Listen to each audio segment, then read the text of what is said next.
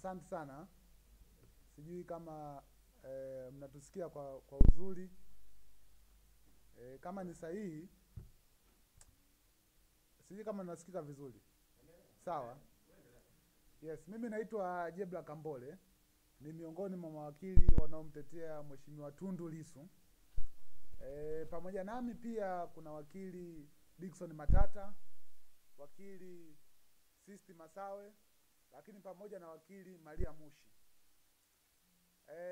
Tumekuja mawakili wanne kwa sababu kama mtajua kwamba kuna mambo mengi yanaendelea. Kuna kamata nyingi sana na kuna makesi mengi yanaendelea. Kwa hiyo hatuwezi kuwa wote kwa wakati wote mahali hapa. Kwa hiyo tumekuwa hivyo kwa sababu hiyo. Kwa hiyo kuna mambo mengi yanaendelea ambao nadhani Watanzania wanafahamu nini kinaendelea hapa nchini Tanzania.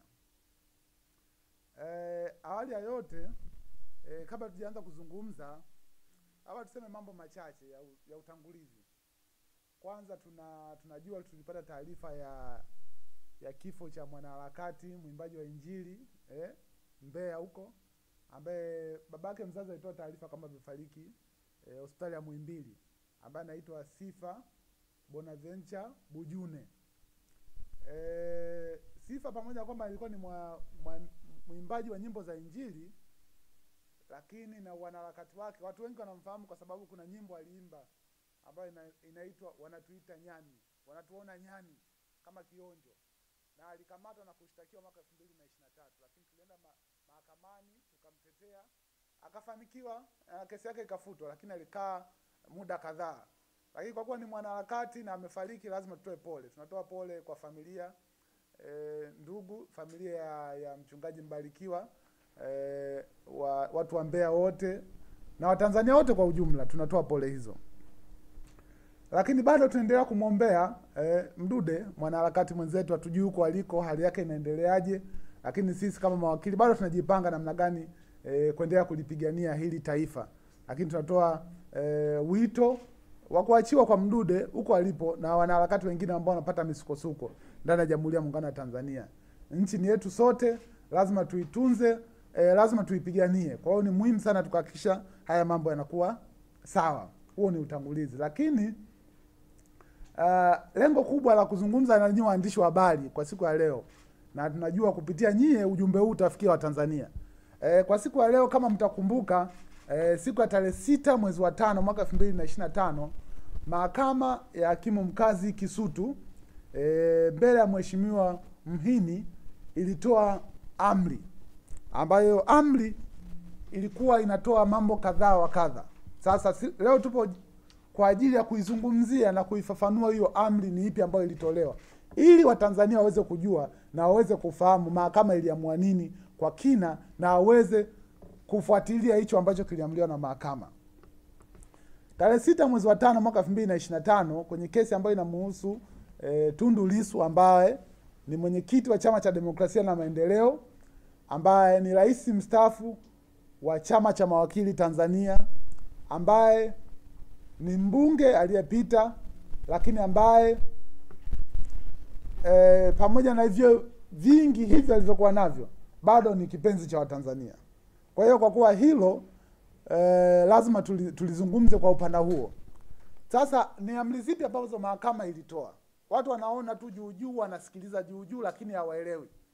Kwa hiyo tunawafafanulia ili waweze kuelewa ni amri zipi ambazo mahakama ilitoa.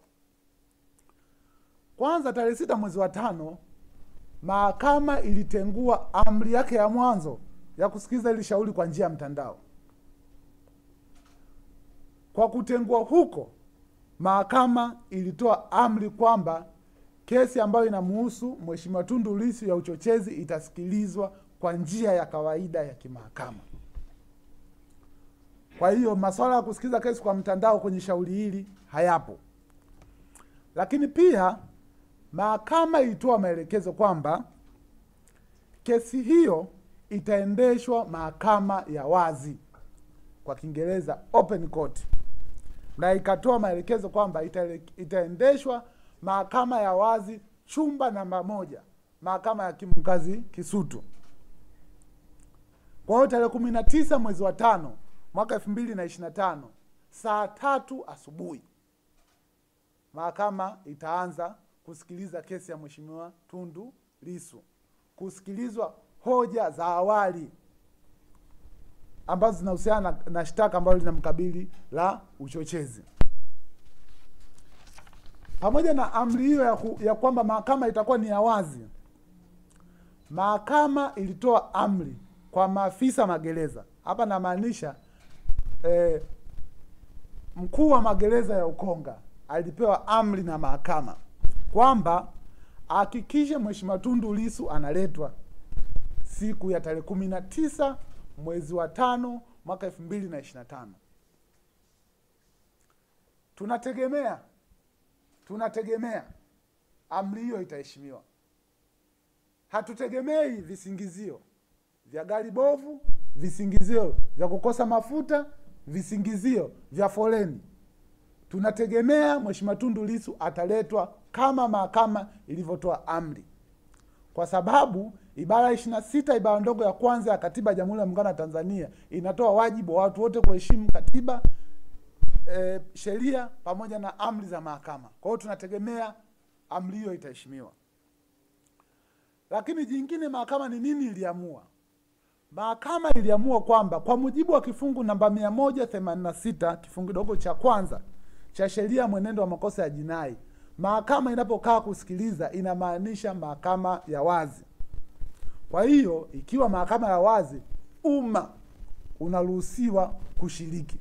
Kwa hiyo ni wazi kwamba mahakama pamoja na hilo ilisema kwamba mahakama itakuwa ni ya wazi na umma unaombwa au unapewa mwaliko wa kuhudhuria shauri hilo na kusikiliza kwa wale ambao watataka. Na mahakama ikasema kwamba umma utaruhusiwa kusikiliza shauri hili kwa kadri ambavyo mahakama itaruhusu kutokana na uwezo wake. Kwa hiyo tunategemea mahakama ya wazi ni kiukweli haitatosha. Kwa hiyo kutakuwa kuna facility za watu ambao watakuwa watashindwa kuingia ndani kuweza kusikiliza ni nini kinaendelea mahakamani. Kwa hiyo ni amri hiyo iliyotolewa na mahakama. Kwa hiyo watu wasikae nyuma au wakasita, kwa sababu mahakama tayari imeshatoa mwaliko huo. Lakini pia mahakama ikatoa amri nyingine ambayo ni amri ya 5 kwamba watu wote wanapaswa kuzingatia amani na utulivu wakati wote wa shauri, ndani na nje ya viunga vya mahakama. Kwa hiyo kwa kuwa mahakama imetoa amri hiyo, tunategemea wananchi na wale watakaoshiriki wote kwa ujumla watajaribu kuhakikisha hilo linasimamiwa. Lakini pia mahakama ilitoa amri nyingine kwamba kwa wale ambao watashindwa kufika aidha kwa sababu ya umbali huko waliko au wako nchi za nje au kwa sababu nyingine zozote wanashindwa kufika, kuna link itatumwa, kiunganishi cha mtandao kitatumwa. Kwa hiyo kwa wale ambao wako kwenye mitandao na maeneo mengine wakae makini, wawe macho wazi wanaotaka kusikiliza hili shauri. Hata kama uko Songea, uko Namtumbo, uko si Kiela, uko si Musoma, uko si wapi Tarime, kokote kule, uko Iringa, Mafinga, Ipogolo, wapi, vijiji vyote, kama una mtandao na unajua mitandao ipo kwenye akaunti za watu mbalimbali, akaunti ya Chadema, akaunti zingine zote na akaunti ya Mheshimiwa Tundu Lissu, linki hiyo itatangazwa. Kwa hiyo fuatilia linki kama una nauli uko sehemu hiyo. Kwa hiyo mahakama itakuwa ni hybrid court. Itakuwa ni physical kwa wale ambao watakuwepo, lakini itakuwa online kwa wale ambao watashindwa kufika, wasikilize huko waliko ni nini kinaendelea, kwa sababu teknolojia imekuwa na tunategemea mahakama iwe ya wazi. Kwa hiyo wasisikilize vitu mbalimbali. Kwa hiyo wasikilize kile ambacho kitaambiwa mahakamani. Lakini kingine, kuna mambo 12 ambayo tumeona ni muhimu sana tuyasisitize na tuyazungumze. Ni nini wananchi wanapaswa kufanya siku hiyo, siku ambao mahakama itakaa? Wananchi wanapaswa kufanya nini, au ni nini tuzingatie sisi ambao tunakuja mahakamani? Kwa sababu sio wote wanaokuja mahakamani wamezoea kuja mahakamani. Sawa jamani? Sio wote ambao wanahudhuria kuja mahakamani yani wamezoea hizo, wanafahamu utaratibu. Vitu gani watu wanatakiwa wafanye wanapokuja mahakamani? Kwa hiyo tuna mambo 12 ya kusisitiza kwa watu wanapokuja mahakamani. Kwa hiyo tunasema haya ili kama kuna mtu ana hila au mtu anataka kufanya ionekane kama mahakama ilikosea, wajue kabisa hilo litakuwa wazi na sisi tunaliweka wazi. Jambo la kwanza, tunasisitiza kwa wanachama na wadau wa mahakama na jumuiya za kimataifa na watu wengine mbalimbali ambao wanatarajia kuja. Moja, kuhakikisha wanakuja kwa wakati mahakamani. Shauri linaanza saa 3 kamili. Hatutaji mtu saa 3 ndo aje mahakamani au anakuja saa 3:30 anataka kuingia mahakamani. Hatutaki hilo jambo litokee. Kwa hiyo tunatarajia watu by saa 2 watu wao wameshaanza kuingia mahakamani. Kwa hiyo wahi mapema kuepuka vikwazo vya aina yoyote ile. Muda, zingatia muda, hilo ni jambo la msingi la kwanza. Lakini jambo la pili, mahakamani sio sehemu kama sehemu nyingine. Tunasisitiza kwamba wale ambao wanakuja mahakamani waje kwa staha, wavae nguo za staha. Kama ni wakina dada wasivae nguo za kubana au nguo fupi, si ndio hivyo? Wanaume wasivae milegezo na nguo za ajabu, vaa kwa staha, njoo mahakamani. Mahakamani sio kama baa. Kwa hiyo tutarajie. Kwa hiyo usije ukapata misukosuko kwa sababu hujavaa vizuri. Vaa kwa staha, njoo mahakamani. Hilo jambo la pili. Jambo la tatu ambalo tunasisitiza ni kwamba kwa sababu watu watakuwa ni wengi, kutakuwa kuna utaratibu wa namna ya kukaa, namna ya kuingia. Kwa hiyo wafuate utaratibu ambao utaelekezwa na viongozi watakao kuwepo, lakini pia na watu wa usalama watakao kuwepo. Namna gani ya kukaa? Tunatarajia watu watakuwa wengi. Kwa hiyo kutakuwa kuna waandishi wa habari, watakaa sehemu gani, kutakuwa kuna mawakili wa upande wa utetezi, mawakili wa upande wa serikali, kutakuwa kuna mabalozi watakuja kushuhudia kesi, kutakuwa kuna observers, tunategemea kuwa na international observers, watakuja watu ambao wanakuja kutizama ili shauri kutoka Kenya, kutoka Uganda, kutoka sehemu mbalimbali kuja kuangalia shauri. Kwa hiyo kutakuwa kuna mpango wa watu kukaa kwa namna ambao mpangilio utakuwepo. Kwa hiyo watu wazingatie namna ya maelekezo ambayo yanatolewa. Sio kila mtu ataweza kuingia ndani kwenye chumba cha mahakama. Kwa hiyo kutakuwa kuna utaratibu wa namna gani kila mtu atasikiliza shauri ambalo linaendelea. Hilo ni jambo la tatu. Jambo la 4 ambalo tunasisitiza ni kwamba wakati mahakama inaendelea, watu wanapaswa kutulia, kutoshangilia au kupiga kelele wakati mahakama ikiendelea. Kwa hiyo kuhakikisha kwamba watu wanakaa kimya muda wote ambapo shauri litakuwa linaendelea la Mheshimiwa Tundu Lissu. Lakini pia jambo jingine nimesisitiza kwamba zingatia maelekezo ya viongozi na watu wengine namna gani kukaa kwa ustaarabu wakati shauri linaendelea. Lakini jambo jingine pia ni kuhusiana na simu. Mahakamani ikiwezekana simu yako weka katika mfumo wa mtetemo, vibration. Kama uwezi izime. Kama umeshindwa kabisa basi weka almaarufu anaita kindege, weka flight mode wakati shauri hilo linaendelea mahakamani. Kwa hiyo watu hakikisha hilo wanazingatia. Sio kesi inaendelea simu yako inaita, mziki unaita. Hilo tuhakikishe kwamba tunalizingatia. Kwa wale wageni wa mahakama mara zote hilo jambo huwa tunalisisitiza. Kwa hiyo wananchi wazingatie hilo. Lakini jambo jingine ambalo tunasisitiza kwa sababu mahakama itakuwa ni mahakama ya wazi na watu mbalimbali wanakuja. Probably kunaweza kuwa kuna ukaguzi wa maafisa usalama kuhakikisha kila jambo kinakaa sawa. Basi watu hakikishe kwamba wasije na silaha ya aina yoyote mahakamani. Mahakama ni sehemu ya amani, tutakuja kusikiza kesi kwa amani, tunatarajia kuondoka kwa amani. Kwa hiyo tusingatie, hatutarajii mtu kuja na silaha ya aina yoyote. Usije na kisu, usije na lungu, usije na panga kwa sababu mahakamani ni sehemu ya amani. Tuzingatie hilo. Wananchi wazingatie hilo wanapokuja mahakamani. Mahakamani ni sehemu ya amani. Kwa hiyo tuonyeshe hilo. Kwa sababu shauri hili sisi tumelipigania kwa muda mrefu sana, watu waje mahakamani kusikiliza shauri. Kwa hiyo tusipate visingizio vya kufanya shauri lianze kurudi tena kwa njia ya mtandao. Tumepambana, tumefikisha hapa kuwa mahakama ya wazi, basi tuhakikishe watu wanazingatia hilo, kutokuja na vitu vya namna hiyo. Kwa hiyo usije na silaha aina yote ile. Na sisi tunategemea waandishi mtatufikishia ujumbe kwa wananchi. Lakini pia usianzishe vurugu ya aina yoyote Kwa hiyo zingatia sheria muda wote ambapo tunakuwa mahakamani shauri linaposikilizwa. Kwa hiyo kama mahakama ambavyo imetoa amri yake kuhakikisha amani ndani na nje ya viunga. Kwa hiyo tunaposema hili tunatoa angalizo kwa wote, kwa vyombo vya dola na kwa raia wa kawaida. Kwa hiyo vyombo vya dola visianzishe vurugu, raia pia wasianzishe vurugu, ili kuwa na amani, shauri lisikilizwe lifike mwisho. Lakini jambo jingine ambalo tunasisitiza kwa wananchi ambao wataingia mahakamani, unaweza kuwa na simu yako, unaweza ukapiga picha, unaweza ukafanya nini, lakini kabla hakimu hajaingia mahakamani, mahakama haijaanza. Mahakama ikianza, usipige picha, usirekodi, iwe audio au video.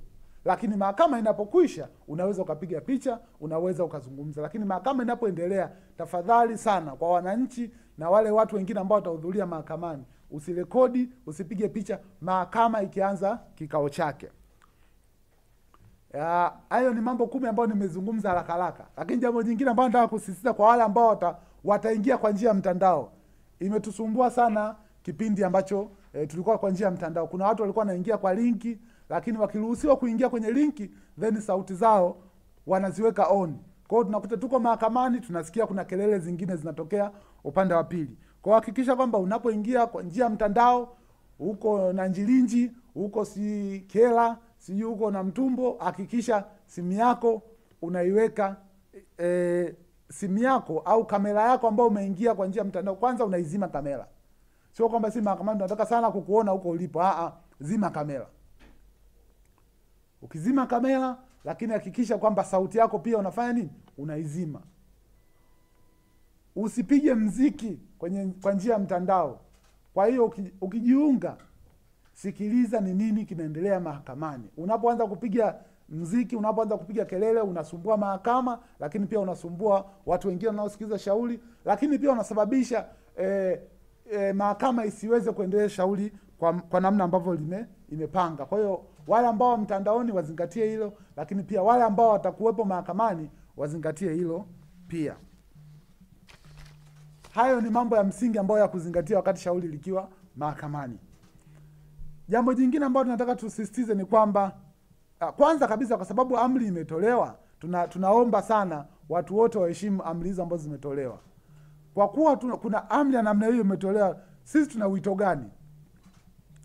Kwanza tuna wito kwa vyombo vya dola na watu ambao watahusika kwamba kuhakikisha kwamba wananchi wanaingia mahakamani bila bugdha ya aina yoyote ile. Na mawakili tutakuwepo, tutazingatia hilo linasimamiwa.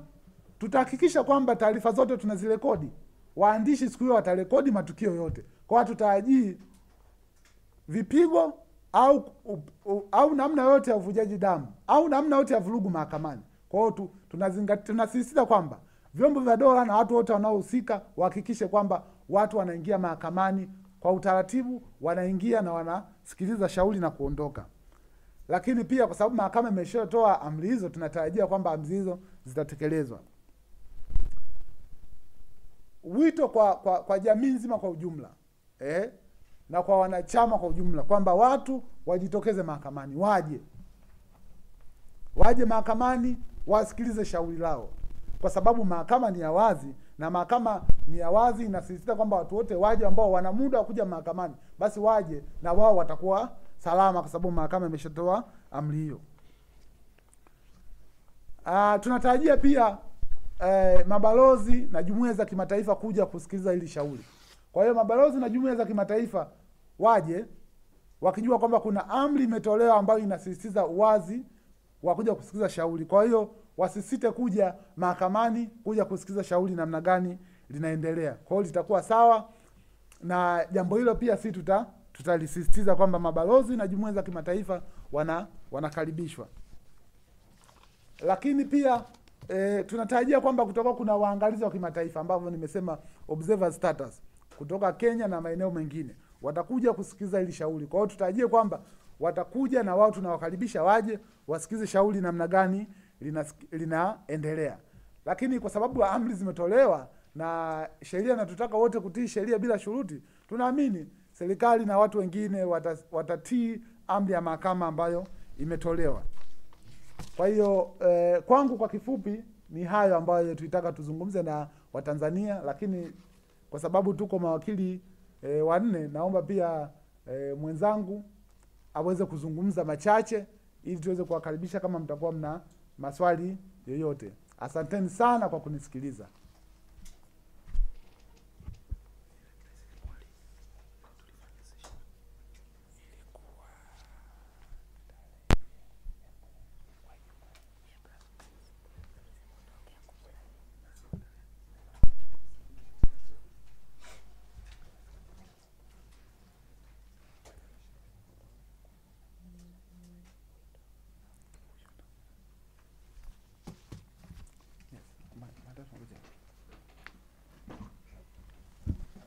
Mambo ya teknolojia. Yes.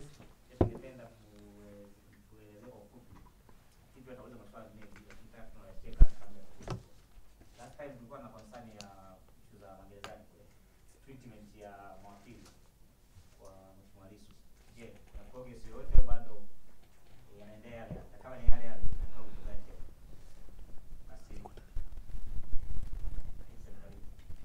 au utakuwa na wakili mwingine atapongeza pia. Jiandae kutoka Dickson. Asante. Ndugu waandishi wa habari, kama alivyonitambulisha mwenzangu Jebla Kambole, naitwa Dickson Matata, na kwanza naunga mkono aliyoyaongea yote.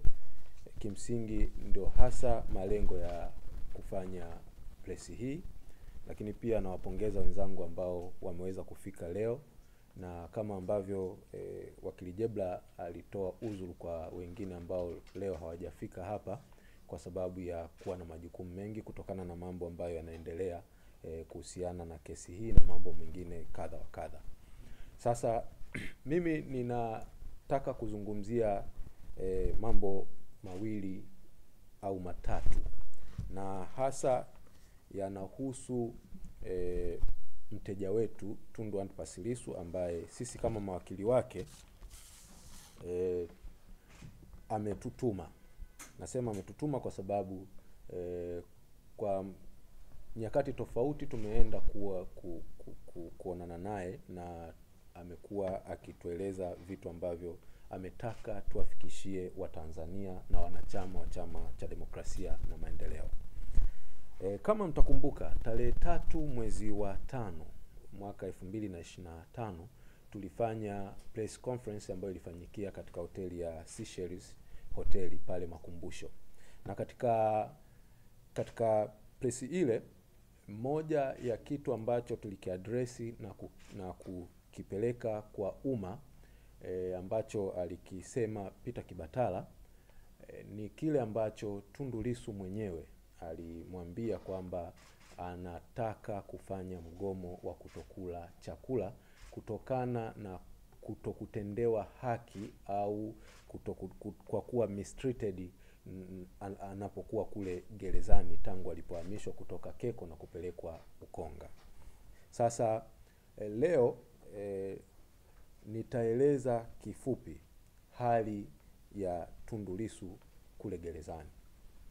Kimsingi, baada ya maamuzi yaliyotolewa tarehe 6 mwezi wa 5 mwaka 2025 na Mheshimiwa Hakim Geoffrey Muhini pale Kisutu, ambapo alitoa amri kadhaa ambazo tayari mwenzangu amezizungumzia, hali ya gerezani kidogo imebadilika. Ninaposema imebadilika, maana yake ni kwamba zile mistreatment alizokuwa anafanyiwa zimeondoka. Anapata chakula vizuri na huduma nyingine za kimagereza. Ndugu wanaenda kumtembelea. Mwanzoni mtakumbuka alikuwa wanakataza sio tu mawakili, lakini pia ndugu alikuwa anakatazwa kwenda kumuona na vitu kama hivyo. Kwa hiyo swala la visitation, kwenda kumtembelea, ni swala ambalo kwa sasa sio shida tena kwa ndugu, jamaa na marafiki.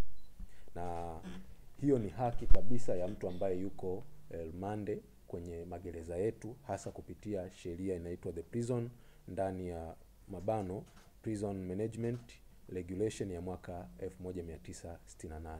Ukisoma ukisoma kanuni ya 9 inaeleza haki za mtu ambaye yuko rumande, ikiwemo kupewa magazeti ili aweze kusoma, kucheza michezo mbalimbali ambayo inapatikana ndani ya gereza kama mpira wa miguu na kadhalika, lakini pia kusikiliza redio au TV ili kuweza kujua nini kinaendelea nje ya gereza, ni haki yake. Kupokea barua kutoka nje ya gereza, of course kuna utaratibu wake wa namna ya kuipokea hiyo barua, kwa sababu lazima waipitie waone kama haiwezi kuhatarisha usalama na kadhalika, au hakuna mipango mibaya ambayo inapangwa. Kwa hiyo lazima hiyo barua wanaifanyia censorship. Lakini pia haki ya kupata mafunzo mbalimbali ndani ya gereza, ya kielimu na kadhalika. Hizo ni haki ambazo mtu yeyote ambaye yuko rumande anapata. Sasa hizi haki zote kwa sasa anazipata. Shida ambayo ipo ni kwa sisi mawakili wake. Hatujapata ile haki ya kufanya consultation. Tumepewa haki ya kuenda kumuona, visitation. Kuna utofauti wa visitation na consultation. Visitation kwa mjibu wa hii sheria niliyoitaja ya prison, ndani ya mabado Prison Management Regulation ya mwaka 1968, ni ile ambayo mtu ukienda unamuona na unaongea naye kwa dakika 15 tu, na baadaye unaweza kuambiwa uondoke, ama kwa kuomba bwana jela anaweza kukuongezea mpaka ikafika nusu saa. Sasa sisi hatutakiwi kupewa haki hiyo ya visitation ya kupewa dakika 15. Sisi kama mawakili wake tunatakiwa kupewa nafasi ya kuweza kukaa naye kwa muda wa kutosha, na tuweze kuongea naye, tushauriane naye, na aweze kutoa maoni yake juu ya kesi yake, lakini pia na sisi tunaona nini tuweze kumshauri, na labda kama kuna nyaraka zinahitajika tuzipateje, tufanye nini, kwa sababu kesi inapokuwa inaendeshwa inahitaji vitu vingi. Kuna kushauriana kwa mawazo, kuna kutafuta nyaraka, kuna kujibu hoja za upande wa pili na kadhalika. Yote haya yanahitaji mkae kwa zaidi ya nusu saa au mpaka masaa 2-3. Sasa hiyo haki sisi kama mawakili wake hatujapewa. Mpaka sasa tukienda tunaongea naye sana kwa kama visitation, na ni kwa mara nyingi ni kwa simu. Kwa hiyo hii nitoe wito kwa sababu ni haki ya kisheria kabisa. Ukisoma kanuni ya 13 ya sheria hii ambayo nimeshaitaja hapa, inaruhusu legal advisor, yani mawakili na wanasheria wa mtuhumiwa kuweza kwenda kwenye gereza na kuweza kukutana na kukaa na mtuhumiwa, mkashauriana mambo kadha wa kadha yanayohusiana na kesi yake. Na mnapokuwa mnafanya hivyo, polisi wa magereza kazi yao ni kuhakikisha ulinzi, kwa maana ya kwamba mnakuwa sehemu ambayo wanawaona, lakini sio kusikia kile ambacho mnajadiliana wewe na mteja wako. Hiyo haki hatujapewa. Kwa hiyo nitoe wito kwa gereza na mkuu wa magereza Ukonga aweze kuhakikisha haki hii anairuhusu, kama ambavyo kifungu cha 13 cha sheria hii ya prison, ndani ya mabano Prison Management Regulation ya mwaka 68 inavyotaka. Na niseme tu kwamba kwa sababu kesi inakuja tarehe 19 mwezi wa 5 2025, sisi tunajipanga hapa karibuni kwenda kukutana naye ili tuweze kuongea naye na kufanya consultation naye, ili tunapokuja tarehe 19 wote tuwe na kitu kimoja, kwa maana mteja na sisi tuwe na common understanding juu ya nini kitakachofanyika. Ikumbuke tarehe 19 mwezi wa 5 2025 kesi inakuja kwa ajili ya maelezo ya awali, yani preliminary hearing. Ni usikilizaji wa maelezo ya awali. Na unaposema preliminary hearing au usikilizaji wa hoja za awali, ni kama roadmap ya kesi. Yani ndipo ambapo mnatengeneza plani ya kesi itakavyoanza mpaka itakapoisha.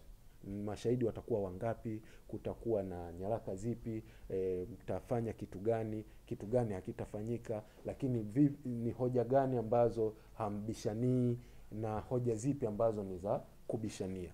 Kwa mfano, hakuna ubishi kwamba Lissu alikamatwa. Sasa kama alikamatwa, huwezi kwenye usikilizaji wa kesi hii itakapokuwa inasikilizwa, hamwezi kuwa mnabishana kwamba alikamatwa au hakukamatwa. Issue itakuwa ni kutokana na mashtaka yaliyoletwa mbele ya uchochezi, Je, ni kweli yale maneno ni ya uchochezi au sio ya uchochezi? Je, ni kweli aliyasema ama hakuyasema? Hayo ndio mambo ya msingi. Sasa kwenye mazingira kama haya lazima kuwepo na consultation ya kutosha kati yetu sisi mawakili pamoja na mteja wetu. Kwa hiyo nitoe wito kwa askari magereza, lakini pia kwa gereza lenyewe na mkuu wa magereza ya Ukonga kuhakikisha kwamba tutakapoenda hivi karibuni, siwezi nikasema ni lini kwa sababu lazima tufanye consultation na mawakili wenzetu na twende kwa pamoja kwa ajili ya kwenda kuonana naye. Kwa hiyo hilo ni jambo la kwanza. Jambo la pili, baada ya kuelezea hali ya gerezani na sasa kwa mantiki hiyo, kwa sababu nimesema Lissu mambo mengine kule anapata vizuri isipokuwa hii ya consultation, ndo maana kwa sasa hakuna swala tena la kusema Lissu anaendelea na ule mgomo au aliufanya ule mgomo. Hajafanya kwa sababu baada ya maamuzi ya mahakama kila kitu sasa kilibadilika, na kwa hiyo hakuendelea tena na mgomo ule. Lakini hii haimaanishi kwamba kama huko mbele mambo yatajitokeza tofauti hataweza kufanya hivyo. Cha pili, Lissu mwenyewe ameomba sana kuwaalika wanachama, ndugu, jamaa, marafiki, wadau mbalimbali, lakini pia na waangalizi mbalimbali kuweza kuja siku ya tarehe 19 mwezi wa 5 mwaka 2025 katika mahakama ya Kisutu saa 3 asubuhi ili kuja kuendelea kuangalia jinsi kesi yake itakavyoendeshwa. Na kama ambavyo amri inavyosema na ambavyo utaratibu wa kisheria ulivyo, ni kwamba kesi hii ni kesi ya jinai na ni kesi kubwa inayohusiana na uhaini na adhabu yake ni ya kifo. Kwa hiyo kwa sababu ni kesi ya jinai, ni kesi ambayo inasikilizwa sehemu ya wazi. Kwa hiyo amesisitiza wanachama, wadau mbalimbali, mabalozi na kila mtu aweze kufika ili kuja kusikiliza kesi hiyo. Amesisitiza sana akisema ni wakati kama huu ambapo tunatakiwa kuwa wamoja na kushikamana sana, kwa sababu kama mnavyojua chama kwa sasa kinasakama kila kona. Kuna mambo mbalimbali yanaendelea yanakisakama chama, lakini kitu pekee ambacho kitapelekea ushindi ni kuhakikisha tunakuwa wamoja na tunashikamana na hatuteteleki. Yeye anasema yuko imara na yuko tayari kwa ajili ya mapambano, na kumweka ndani hakuwezi kumrudisha nyuma, na anasisitiza swala la no election, no reforms. Baada ya kusema hayo, ni washukuruni na kwa sasa tumeishia hapo. Nataka kuongezea hata hapo kwa wazee wawili hapo. Mtu anaongeza hapo sisi na Ameli. Hapana. Basi sisi tunashukuru kwa taarifa. Sasa Adesh, kuna maswali? Sawa, nita maswali, karibuni.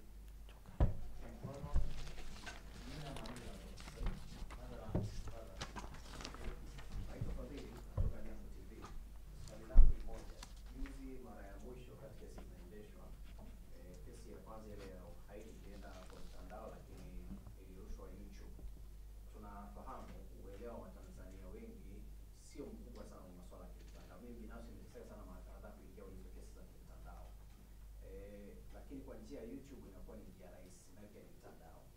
Jitihada zenu ni zipi, aidha kwenye kushinikiza mahakama au kuwaomba na kesi hii itakapokuja, kwa sababu nimeshatoa wito, huenda watakuwa ni wengi sana na kuna wengine wanatoka remote area na wengine wenda wao ndio kwa masuala ya mtandao, wakaweza kuipeleka sio katika mtandao wa YouTube na vyombo vya habari vya kusambaza kwa rais. Wito utakuwa ni kwa mahakama au nafanya jitihada gani kesi hiyo katika mtandao wa YouTube? Asante. Baba.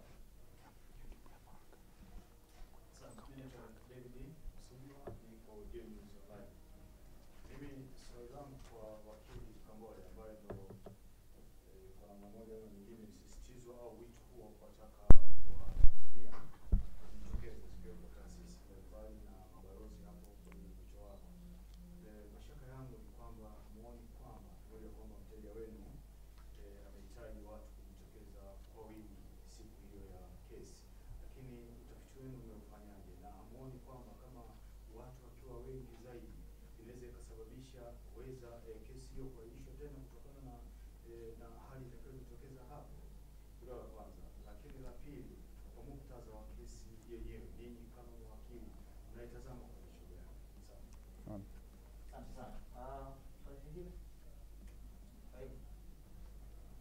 Naitwa nataka kuuliza pale kuna Kama mjini. naitwa Anthony Benedict. Anton.